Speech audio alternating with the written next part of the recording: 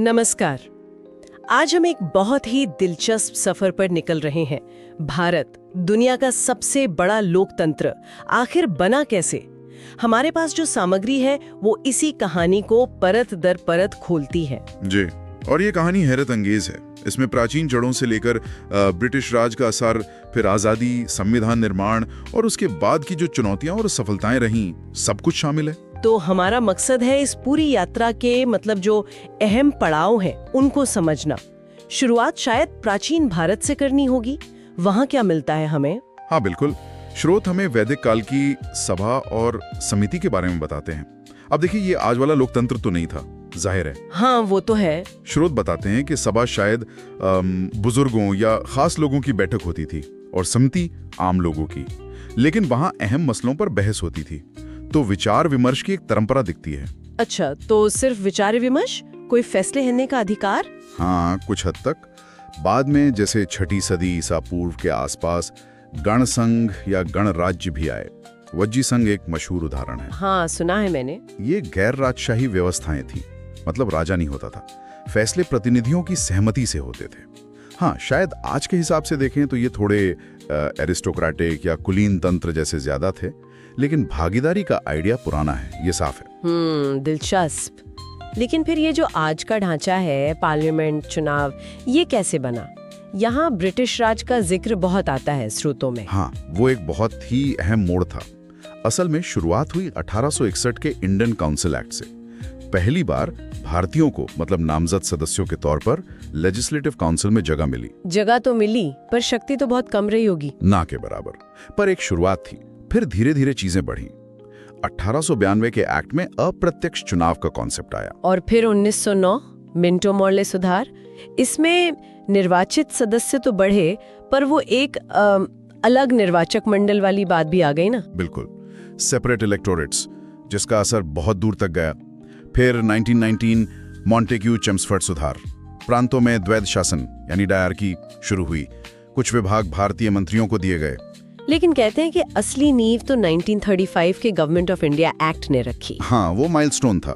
स्रोत इस पर काफी जोर देते हैं।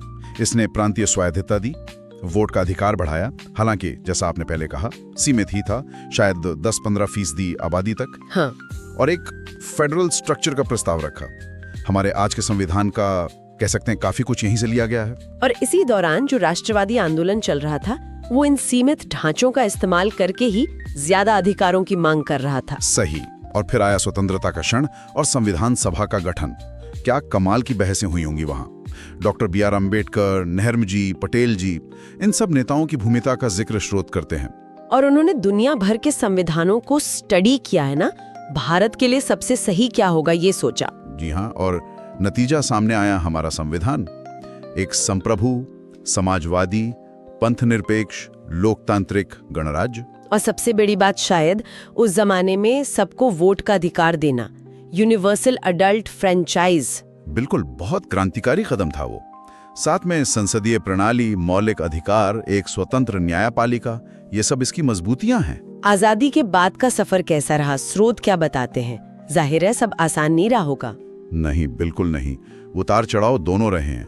1951-52 में पहला आम चुनाव करवाना ही अपने आप में एक बहुत बहुत बड़ी उपलब्धि थी। दुनिया देख रही थी। हाँ, इतने बड़े और अनपढ़ देश में चुनाव करवाना। जी। और वो सफल रहा। संस्थाएं बनी, सत्ता का शांतिपूर्ण हस्तांतरण हुआ, ये सब बड़ी कामयाबियां थी। लेकिन चुनौतियां, गरीबी, सामाजिक विभाजन, भ्रष्टाचार, ये सब तो आज भी हैं। हाँ, ये चुनौतियां शुरू से रहीं। और फिर 1975-77 का इमरजेंसी का दौर आया।